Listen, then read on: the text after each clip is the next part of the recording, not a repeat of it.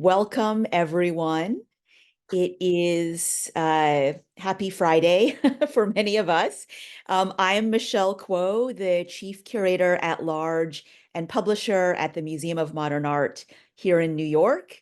And across the pond, we're so privileged to have joining us the incredible artist, Helen Marten, who is currently in her studio in London, where she lives and works.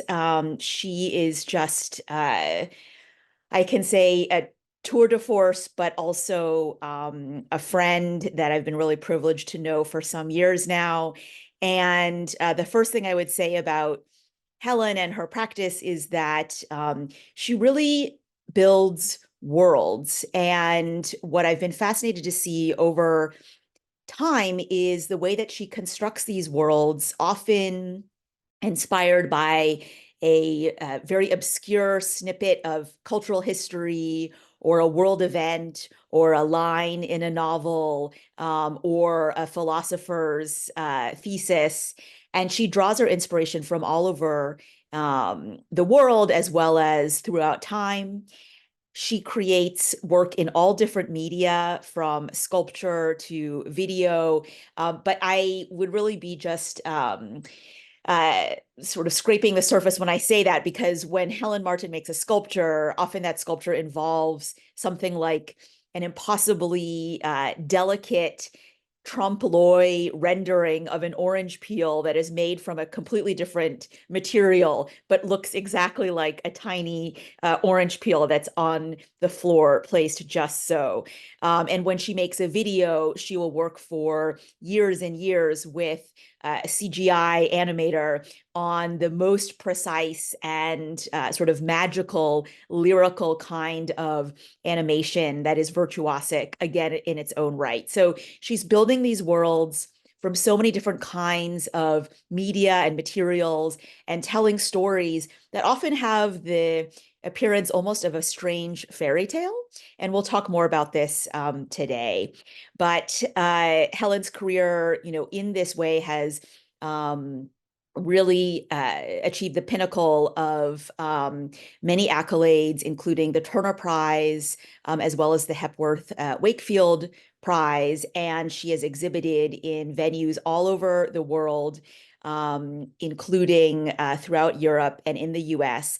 And most recently, one of her really incredible projects was that she created and helped organize the exhibition design of an Hervé Telemaque exhibition at the Aspen Art Museum in Colorado. And Hervé Telemaque was an amazing pop artist based in France, but also spent time in the States as well, and exploring backgrounds of the African diaspora throughout Europe and the States. So Helen's expertise and eye range so widely, and I'm so pleased to welcome her today.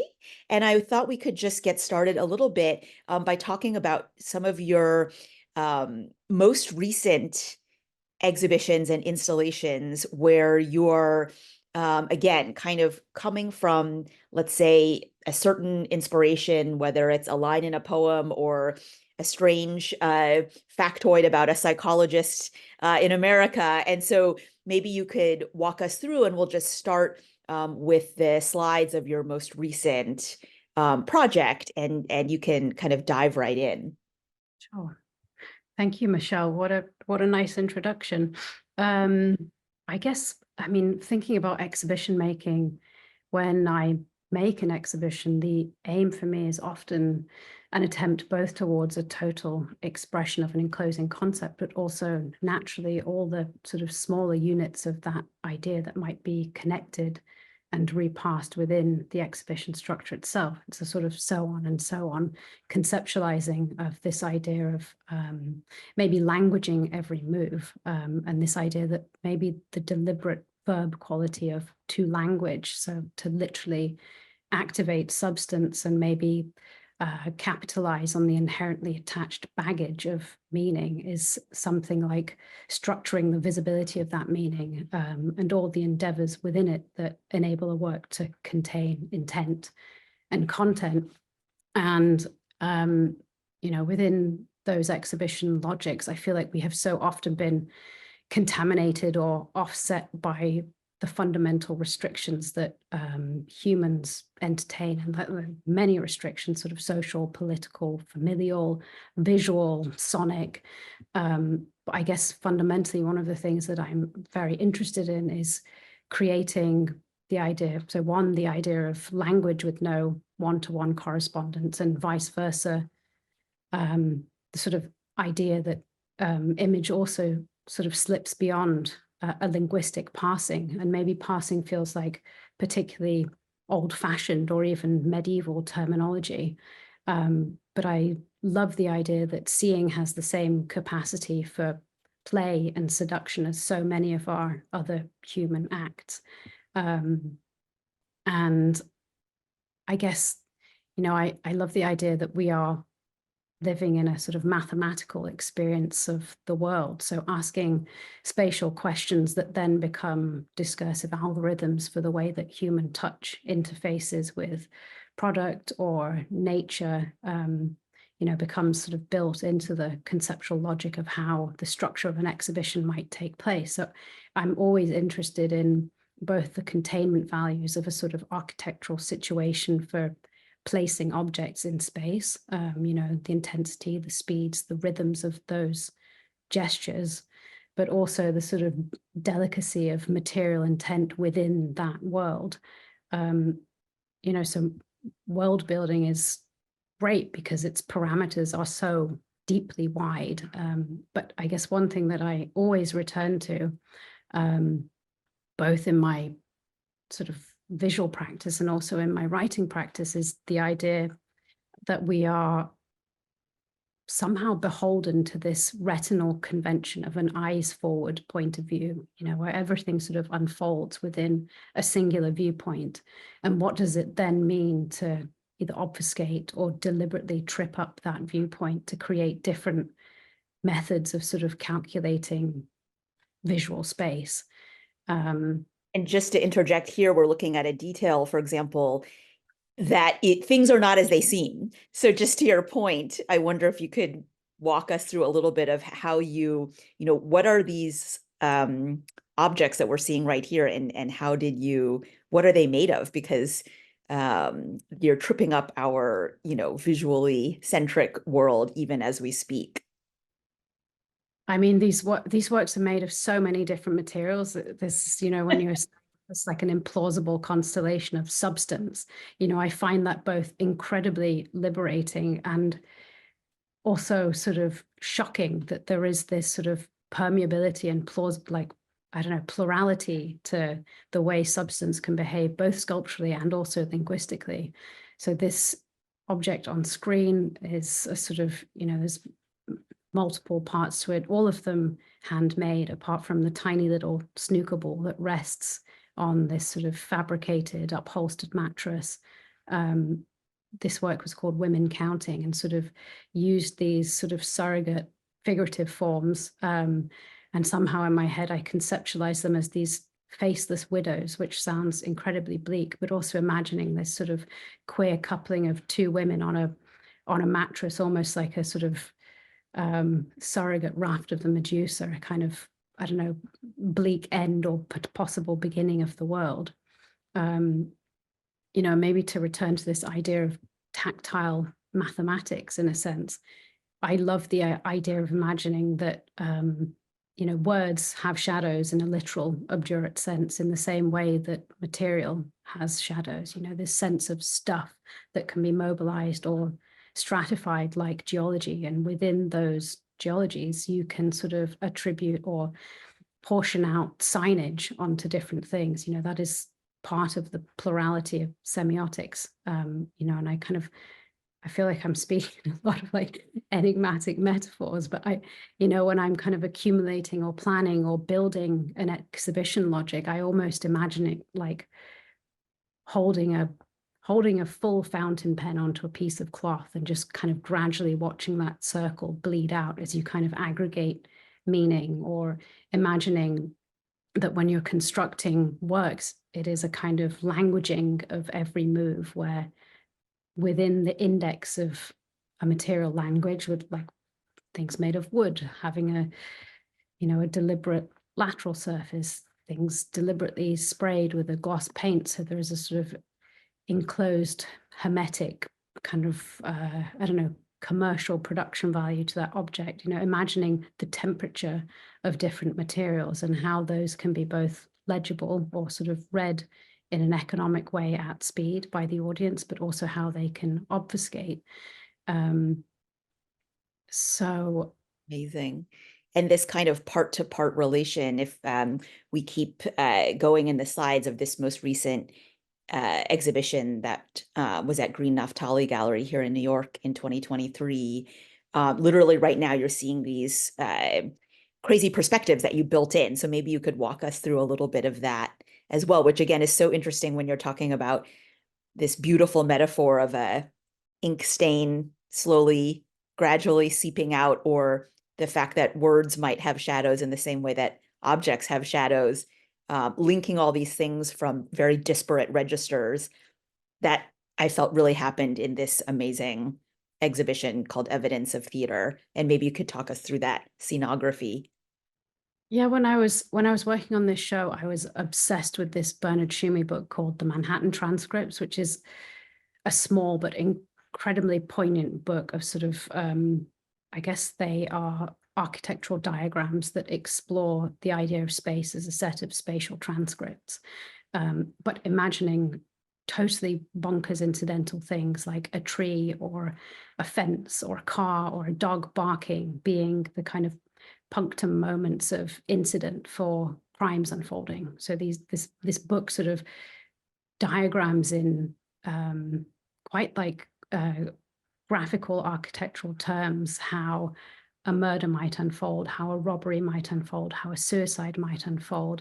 And, it sort of pictures this sequence of theatrical events, not necessarily in legible terms, how the sequence of actions might unfold, but sort of thrusting towards the idea that the placement of a trash can in a park might be the responsible object or the responsible party for a crime occurring. And I just thought that was such a beautiful way of imagining very abstract vignettes of civic action.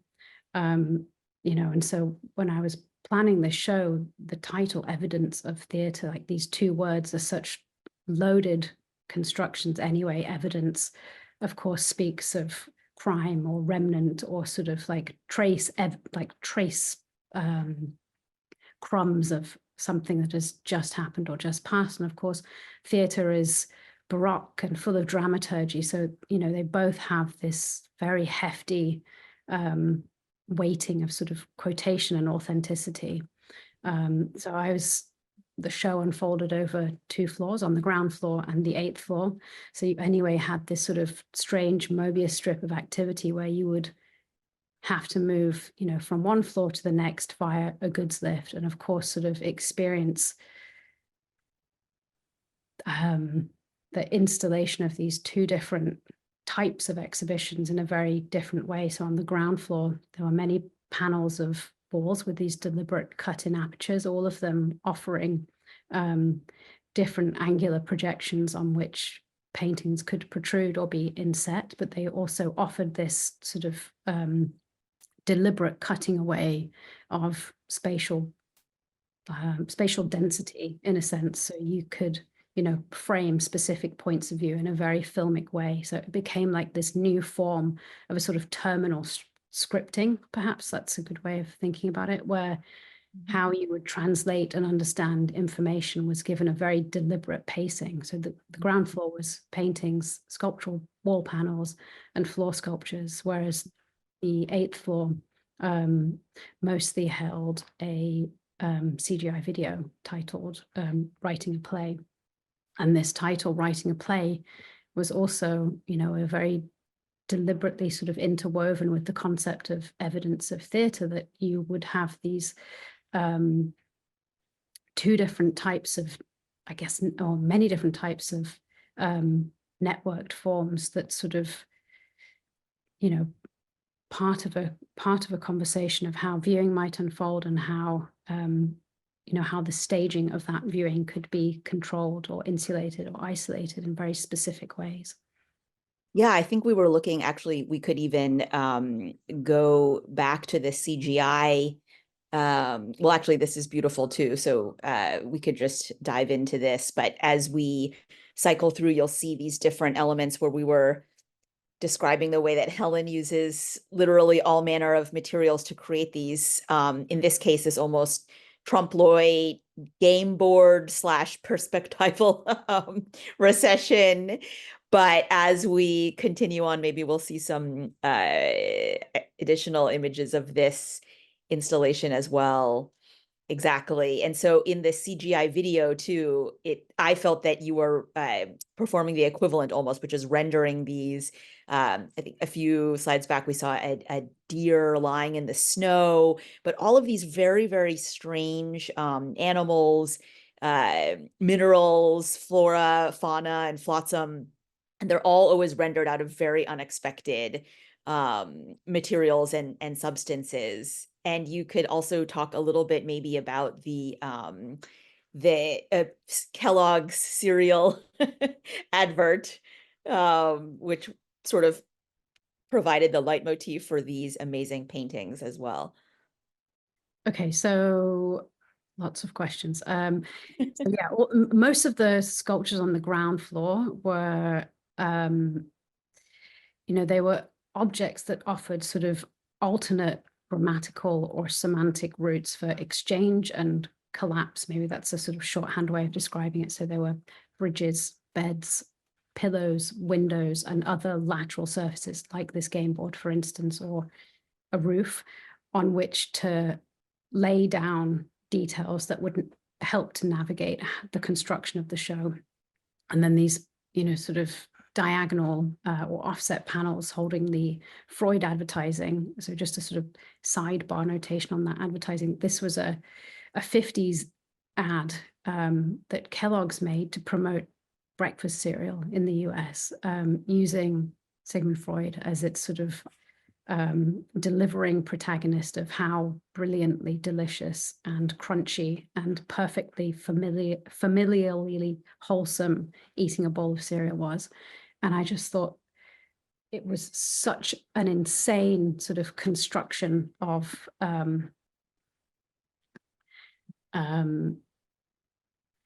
this sort of using somebody whose depth of psychoanalysis, whose perversion, whose sort of obdurate insistence on a kind of like hardcore intellectualism was being used, in a kind of propaganda mode for, simply asking somebody to enjoy a bowl of cereal. And one of the slogans of the campaign, and now I actually can't remember it exactly, but was talking about the perfection of its crunch, that even when adding milk, this cereal would remain sort of like miraculously crunchy and delicious, like authentically delivering a healthy, holistic breakfast experience. And I just thought, what a radical constellation of totally different enterprises of making social meaning. Sort of the kind of high priest of analytical thinking, and then Kellogg's a brand which has a deeply kind of murky eugenics past, perhaps, and then using that odd branding of advertising as the sort of weird sloganeering. So anyway, the sidebar completed, but using Yeah, this the next slide too might have a little bit of the cornflakes, which is very as strange. Yeah. just imagining like the prolificacy of advertising, and what advertising often does is create a sort of shorthand quotation perhaps of what needs to be sold. So this sort of like, again, it returns to this idea of diagrammatic clarity not being wilted by sort of collaged abstraction, but it is the economical kind of perfect delivery of information. And these panels, each one of them was called Evidence of Theatre, and each had an appendage title describing sort of motifs of civic or social action. So there was We Fed, which described a sort of zoo situation. There's We Sang, which was a kind of classic auditorium. There was We Wept, which is a therapist's office. There is We Worked, which is a kind of factory scenario, and there was one more which has now slipped my mind, but they were these sort of deliberate like stage set dioramas that used the classic motifs of like small sort of modular, almost like puppet making. So this like deliberate material dramaturgy, you know, and making these kind of like minute cosmoses exist as deliberate methods of pacing the exhibition. So almost like creating giant screens that would hold a sort of visual morphology, if you like, of kind of many different disconnected identities, but ones that could be relatable to the audience viewing them, sort of classic social scenarios. Yes, and I think we can keep going through some of these more close-up views and uh, illustrating a bit what you're talking about again, which is this strange social engineering. I mean, you really did this deep dive. I was very struck. I didn't know, I guess it's a little bit infamous as a parable in mid-century history of advertising, but this entire journey of Kellogg's, and yeah, I think we can keep cycling through this very strange, mysterious founder, which you've just alluded to, and some checkered past, but also just this idea that that the ways that people use uh, let's say experimental kinds of theories or psychoanalytics that's only developed, you know, not that long before, in order to motivate people to do something. And you look into these very strange psychologies, I think, continuously. Mhm. And that maybe provides a framework as well for some of the yeah, some of these incredibly intricate scenes that you're making. And how do you think of viewers or readers when they come to your work and encounter something like this? How do you sort of think about bringing them into the situation that you've created? With difficulty. Yeah. I mean, Yes. when I'm making these things, and I feel like I say this all the time, but I really am kind of like murderously plotting out every single element of the works.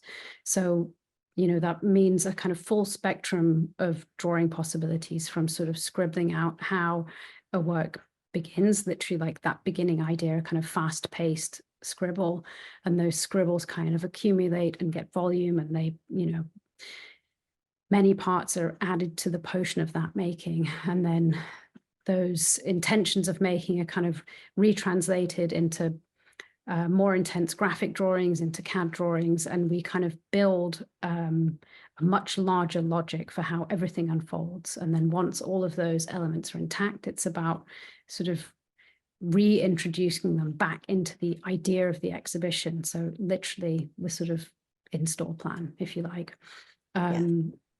And you know, the idea of like languaging every move, I really do sort of, you know, everything we use, you know, we are human beings with a sense of sort of haptic capacity. We have like an inbuilt default logic for understanding material, and everything we handle has, you know, has political content. You know, the tool, the jig, the prototype, all of these things are beginning containers for politics. You know, material is political. It shrieks, it harnesses labor, it speaks of culture and commerce and domesticity in so many different ways. You know, so when I'm imagining languaging every move, it is sort of feeding almost like this rebus quality into how works come together, and those works come together with their, you know, their aesthetic values, their critical values, their language values, and their personal values,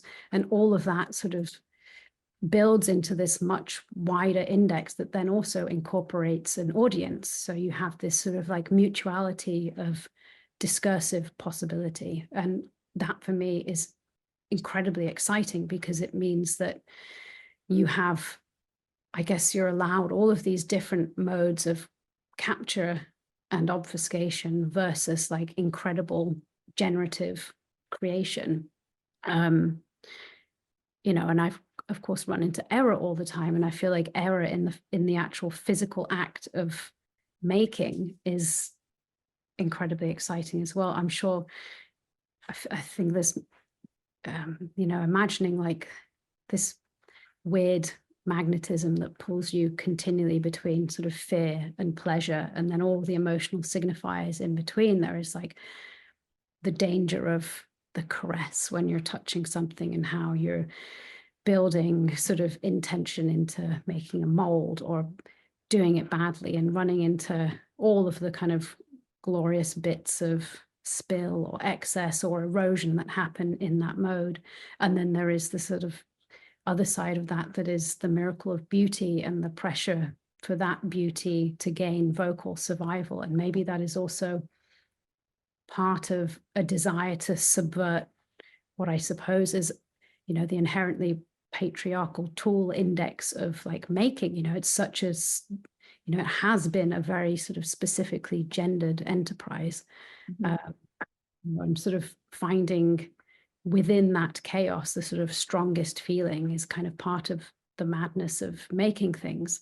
You know, and it's terror and it's freedom, and that's enormously messy and incredibly generative. Yeah, the madness of making things is an incredible, incredible phrase.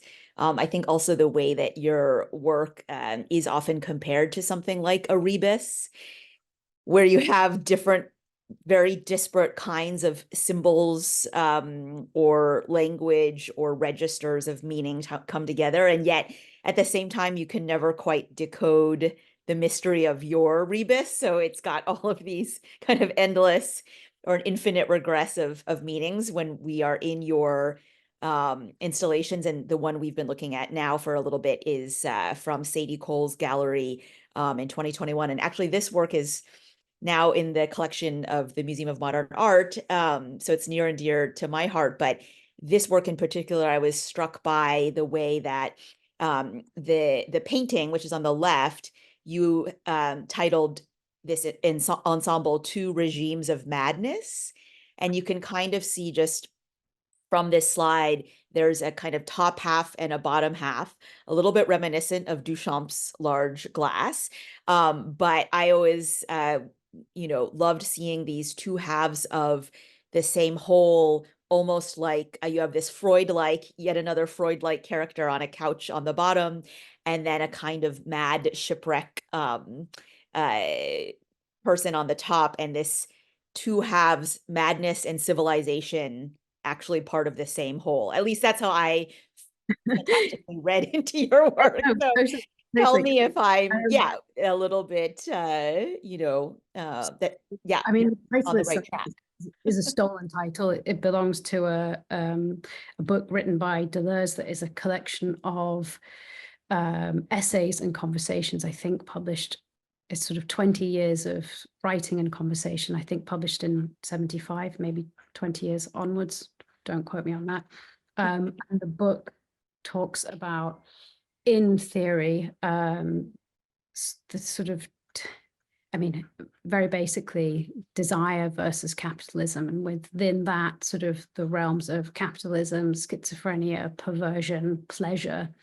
You know, and I just was thinking about this binary context of, you know, two regimes of madness, and then imagining, okay, my principal interests lie in image making and language making. So if that madness were to describe, you know, if that madness were a sort of singular thing, what would it look like? And I was trying to kind of conceptualize how you might literally lay out an imagistic visualization of that binary, you know. And so the format of it is a very classical rectangular painting divided at its median line by these sort of 20 or so heads. And I think of these heads like the Stoics. They're like white male faces that kind of invite you into a gaze. There are so many pairs of eyes sort of triggering attention for authorship, but they are also the literal sort of dividing line between a surrogate heaven and a hell, or a kind of like, you know, there is the they're both caricatured figures as well, which is important to note. So they have this sort of inherent language of quick-paced or sort of humorous delivery. But the character at the top is descriptive of, well, not descriptive of, but it sort of it shows a man on a raft kind of grasping for a bowl of bread. And the character underneath looks again like a sort of pseudo-Freudian character reclining on a couch in a pinstripe suit. So I was imagining these two modes of sort of exhaustible, expansive possibility, and imagining that tangentially sort of incredibly difficult or philosophical or knotty generative thought might be, might have the same sort of hallucinogenic expansion and thus emptiness as hunger, and sort of conflating those two values of despair and desire to kind of like divided by this median line. Yeah, that's No, um it's an incredible sort of structure. And then if we keep moving through, this was all part of, we had seen a few images, but a kind of stick figure overall configuration. If you were to look from an aerial view at this show, you would have seen a kind of stick figure with arms and a leg and a kind of central trunk. But yeah. then you were also talking about molds, making molds, and I wondered if you could get into a little bit of how you literally are creating some of these objects, because it's completely to mind, it's very mind-blowing to me. So even these small little things, some of them are actually actual fruit peels, right? And then In this one, some of them are actual fruit peels. And I suppose that skeuomorphism in general is something that I'm super interested in, like this kind of built-in possibility for tautology where something approximates something that it is not itself. So, and like a material example might be like the plastic leather stipple on a briefcase, or the performance of an analog click on a digital camera, like these sort of like painfully tender moments of trying to conceptualize originality, but in a shortcut manner. And I find that the skeuomorphic power of texture, for instance, is a really interesting conceptual knot. And I guess that kind of returns to this idea of madness, where there is, either a forced or intense symmetry between an object that I'm creating that looks like something that it absolutely is not, or is made, a piece of fruit made of something that would poison you, or, a surface that inspires wood grain but is hand painted. So all of the sort of like natural methods of its appearance in the world have been refused. So it's, I make a lot of molds in general. I make bad molds, but I make molds. Um, and there's just this, I feel like I love the idea, and I use the word treachery a lot, but I think treachery has far more sort of positive linguistic values than it does negative in the context of art making. That treachery is sort of linked to the play of, exhibition making, or, how the theoretical terms of that are linked to danger, to simulation, to speed, as to return to the idea of us being like haptic human beings. We're always drawn to the soft-lipped edge, or we're interested in the kind of like kitsch bulb of a curve, or a sort of like softly balanced color palette. Like all of these nuanced ways of looking at the world are like kind of default things that we sometimes know we like and other times don't. They're just kind of like either retinal memories, or sort of things that are loaded in us because they were inbuilt at childhood, or they remind us of something we're attracted to.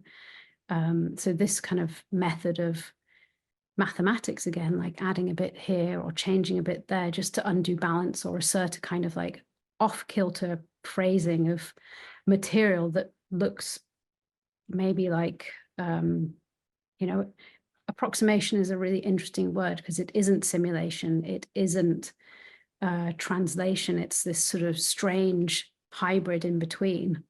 And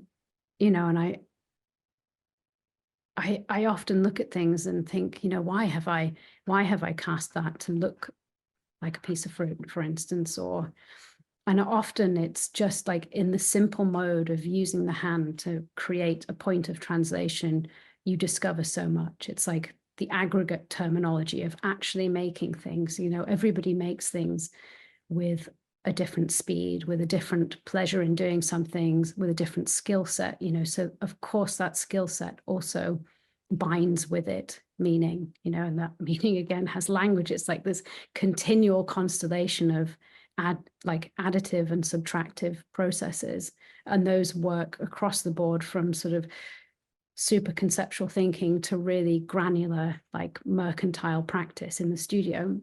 You know, I make things in a really bad way. My health and safety practices are appalling. But in that sort of like mad flutter or misbehavior, you know, I often do things totally incorrectly or very badly. And you sort of push at the seams of making knowledge, and you think, I don't know how to do this, but I can watch a video and try to know how to do it. And you sort of create something that's in between. And I think that holding on to the intentionality of something looking like it's stuck together with spit is a really amazing way of sort of, I don't know, speaking to extremities of feeling in a sense.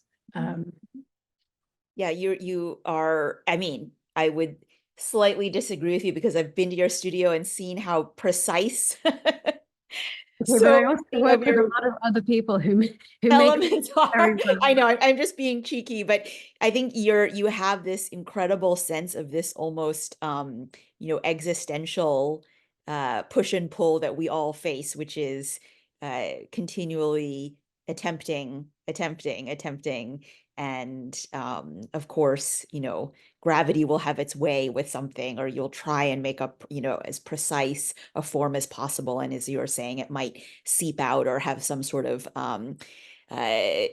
formlessness that attends to it. But again, and now we're seeing some images of a fantastic show that was in London in 2022, where again, you've built this amazing world. And even just to explain a little bit what's going on here in this, you actually created a kind of quasi-architectural structure out of, again, almost the humblest of means. I think those were, to my recollection, very I mean, it all looked very delicately put together with fabric and, rods. What you're seeing as this structure here wasn't a wall per se. It was all of these different, almost Tinker Toy-like components put together.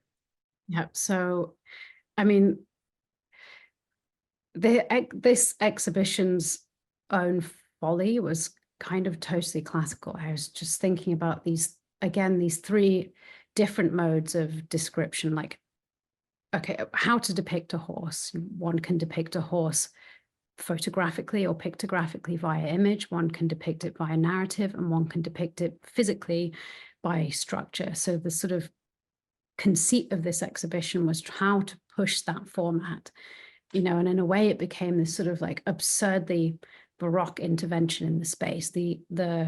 The kind of very elemental horse structure that you see in that image is composed by hundreds of meters of welded rod, and clad with a powder coated with a red oxide paint that sort of speaks deliberately to humble industrial means. And the surfaces or the walls that create the volume of those spaces were stitched meticulously from several different types of fabric, but all of them sort of deliberately from a muted palette, so the kind of beige, white, gray linens.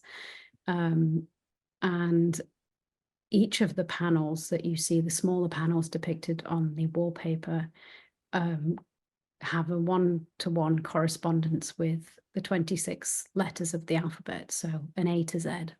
And we So could cycle through a few more, yeah, because you'll see them here. So there are 26 of them throughout the exhibition, all of them identically scaled, each placed in a sort of equally spaced circuit around the periphery of the gallery. Each of them feature a cast bronze temperature gauge in the form of a frog, and each one features on the right hand side like a kind of I guess a sort of like a structural text in some sense.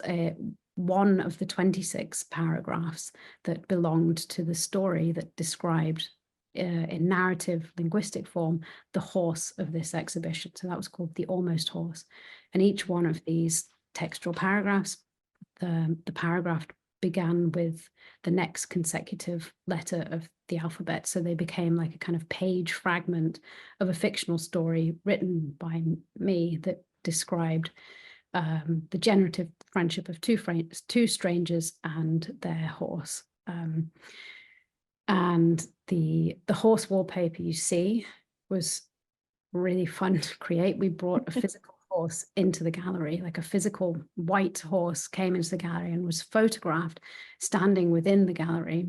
And then it was transformed by Adam Sinclair, who I work with on all of the CGI videos, into a wholly conceptualized new render of the space, but simulated to really kind of like with high fidelity replicate the scenario of the lighting rig and the proportions of the space, but the space was deliberately, that the sight lines of the space were deliberately morphed and sort of architecturally skewed such that when you looked from the front through the large glass of the gallery windows, the space kind of opened up this perspectival artifice of an additional spatial dimension. So this all sounds incredibly convoluted and a kind of like reckless inaccessibility in terms of the kind of three different modes of describing this absurdly fictional horse. You know, a horse with no obvious functional appropriateness, like to the gesture, but the horse itself became a kind of problem of gesture and analogy, if you like. So, you know, surrounded equally by all of these motifs of soundless instability, a plastic balloon that was coated with a world map, soap bubbles, dust, sort of dried out petals, flora and fauna. You know, and I also love the mythological index horse, that it is both contemporary cipher and sort of ancient elegiac container. So this mode of the container offering a kind of endless mode of human possibilities, I guess. Yeah, this logic of substitution, like a horse is somehow a vessel for so many other kinds of meanings. And I loved the way that this show like sort of unfolded like a fairy tale almost. And I think you often are almost sort of connected to that logic of something like a fairy tale where there's a creation of an imaginary world, and yet everything is a kind of substitute for something that has a very real analog in the real world, or there's often this symbolic link, or almost like a parable. And I love as well this idea of illusion here, and I was wondering if you could talk a little bit more about even the way that you have used language yourself, in addition to these kinds of pictorial illusions. You even recently made a children's book, and you've been writing novels. And so I wondered if you could talk a little bit about that as well in relation to your installations. Yeah, maybe I should say one more thing about so the imagery of these panels. Yes. The idea of windows and apertures seems sort of like incidentally and every time accidentally to occur over and over again in the work. So each of these 26 works was a sort of deliberately naive construction of a landscape with all the kind of like classic constituent parts of cloud, sky, sea, cliff, fence, window. And I built a model for this sort of kind of crappy fictional landscape. We built it physically, and then we just translated it into, we made it from paper and then built it in CAD, in Rhino. And then I moved through this landscape and sort of took screenshots of each of these different perspectival rotations through that landscape, sort of using this, when Disney made their first animations, they were produced using something called a multiplane camera, which basically layered numerous painted cells, one on top of another, and moved them past the lens at different speeds. So you could create this analog method of creating what was called a parallax effect, which would essentially give quite crudely two-dimensional geometry, the effect of rotation and the effect of depth. And I just thought that was such a, like, as in terms of like another conceptual knotting of attempting to depict an impossible reality. So as you moved through the chronology of this A to Z, this 1 to 26, throughout the gallery, the panels kind of unfolded through this scene, and they would gather, kind of paint the inflections, and they would gradually degrade and fall apart. But from A to Z, you would sort of have completed a full rotation, not only of the 2 floors of the gallery, but also of this landscape itself. Amazing. And what was your other question about writing? Sorry. Well, just segueing into a little bit of your writing practice, but also I love this, harking back to Disney animation, and then this idea of how do you create these impossible sensations of rotation and depth through these incredibly disparate means. And you do that throughout with very digital and very analog processes combined. Yeah, I mean, I guess we're constantly sort of changing the kind of intention head that I work with. I work with so many people across so many different categories of industry, whether that is sort of fabrication, screen printing, working with my literary agent or other friends on book projects. It's like putting on a totally different hat and almost kind of like paraphrasing yourself at times to find the correct mode of address for the type of industry. There's the writer Rosemary Waldrop speaks beautifully of this idea of gap gardening, which is the idea that that the spaces in between words, in between intent, in between meaning are where the constellation of those elements becomes amorphous, and thus like welcoming of further emergence. And I always think like across the board in all of my different modes of making, like embracing that idea of gap gardening, like watering the gaps productively, is somehow where the conditions of practice distort or grow, or you find this sort of like incidental dark magic in the shadows. Like I always love walking down the street at night and you see the backs of 2 cars, and they always create this sort of like perfect bubble shadow on their backs. And when they're just too close, there's like this beautiful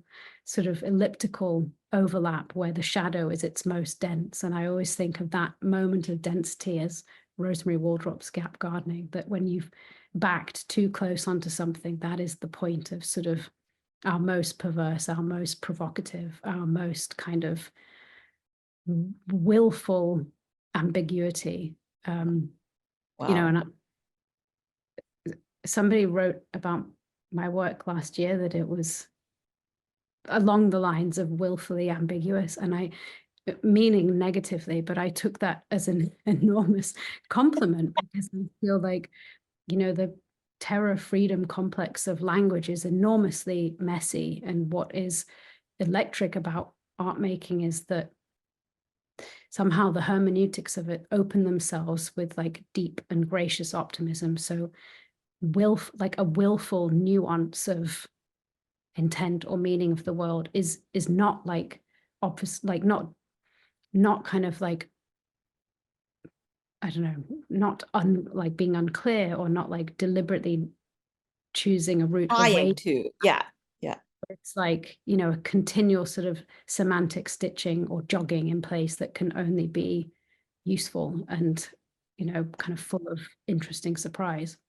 Yes, I love gap gardening. That's a amazing phrase. And we're seeing a beautiful drawing of a horse here too. Maybe I'll just And I think I'm a total horse nut. I actually little I segue don't to like animals, but exactly I questions find in them 1 minute, fascinating. but here the boiled in between. This is apropos your novel from 2020, which is just an incredible experimental work of literature. But I actually did want to quote from it because I think it kind of speaks to everything that you're saying about gap gardening, but also just the situation of where we are, and you take on the predicament of humanity just so beautifully. So I just love this quote, which I haven't run by you, but I hope you like it. It's your own words. Um, and it's from this novel, and it's quote, "We accept the situation. We don't like any politics. We shatter religion and family. We are the squashed beetles still breathing on the bottom of a shoe. We are smelly beige and full of beer. We are hairspray, atomized, chemical, vanilla." End quote. And I just thought, to me it was so your words, and often they're in this collective we, are just this kind of poetic almost meandering of the state of the world. And I just thought that was very poignant for this moment.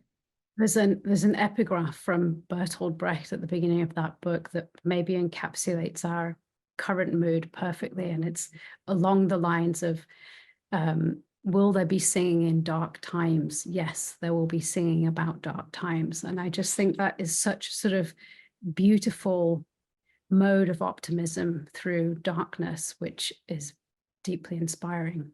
Yes, I mean, that's unbelievable. So many quotes for the ages from this conversation that I will take away. So let's look at some of these great questions that have come up. And I think in a Brechtian mode, we can take a step back and just have a few minutes. One question that came up is, what advice do you have for artists just starting out? Oof. Keep going. Okay, and maybe it's about singing in dark times. Your work has a clean feeling of exactness and precision. Actually, we talked about this, while creating a kind of fantasy environment. Could you talk more about these two opposites and how they work in your pieces? Maybe I'm going to counter that with another quote. There's an Anne Carson quote that I was thinking about when I was making Sparrows on the Stone, the 2021 Sadie Cole's HQ show. And she says, "Why does tragedy exist? Because you are full of rage. Why are you full of rage? Because you are full of grief." And I think those two, they're not sort of binary states, but they are, there is a sort of like bleak closedness to one side, so the sort of hermetic cleanness perhaps, and then there is a tender embraceability about the other side. And I feel like that kind of continual counterpoint of structural parts is something that I'm endlessly interested in. Yeah, no, that's amazing as well. And maybe it links to another just broader question that you choose. One is, how do you stay inspired as an artist? Um, Another is, what is the role of beauty in your work? And another is, what are artists, historical or contemporary, that you most admire? And of course, you've cited some amazing other artists as well as poets and writers, but those all seem kind of linked together. Okay, how do I stay inspired? Theft habits. I steal, I plagiarize from friends, from colleagues, from history all the time. I feel like, you know, simply looking at things, reading things, I feel like an anxiety of inspiration because there's too many stacks of things around me, too many images. But also that is deeply galvanizing. What was the second question? Um, what is the role of beauty in your work? Oh, beauty. Um, If at uh, all, or how do you, yeah, maybe another way of phrasing this, or how do you think enigma- about that? Yeah. maybe more enigmatically, that to consider poetry and criticism as opposing categories would be a kind of madness. So, you Yeah, know, both the sort of aesthetic beauty of something, it has a functionality, but it also has a whorishness and its sort of like desire to co-opt and corrupt and kind of, I don't know, I'm endlessly seduced by the look of things. And that is, I could pick a leaf off the street because it's particularly humble or poignant, but I also, might look at a paint finish and think that is seriously sexy and want to covet it. But it's finding a way to embrace those things whilst not wholly giving in to the material kind of gratuitousness of it. amazing. I know in your description of the two car lights coming together is really going to stay with me for a long time as well. And here's maybe a good last question, which is uh, linked to what we were talking about a few minutes ago, but what is the responsibility, if any, of an artist during dark times? Um, Kindness, the plurality of speech and giving and social embrace. Amazing. Well, that might be a very perfect and poetic way to end. I know that this is just in we're incredibly lucky to have your time right now, Helen. And so thank you so much for joining us. It's been really beautiful and fantastic. Maybe not beautiful in the traditional sense of the word. We're complicating our understanding of beauty Um, and poetry. But it's just been terrific. I know that everyone on this call is going to really want to also see more and more of your work too. So with that, I just want to say thank you so much, Helen, and our like um, great hosts. thought out set of questions and thoughts. It's a pleasure as always. And thank you everyone at Yale Center for having us both. We are so appreciative, and we'll hopefully all reunite in person in New Haven, London, or New York, or elsewhere. So take care, everyone, and think about poetry in dark times. We'll talk soon. Thank you, Bye everyone. bye. Bye-bye.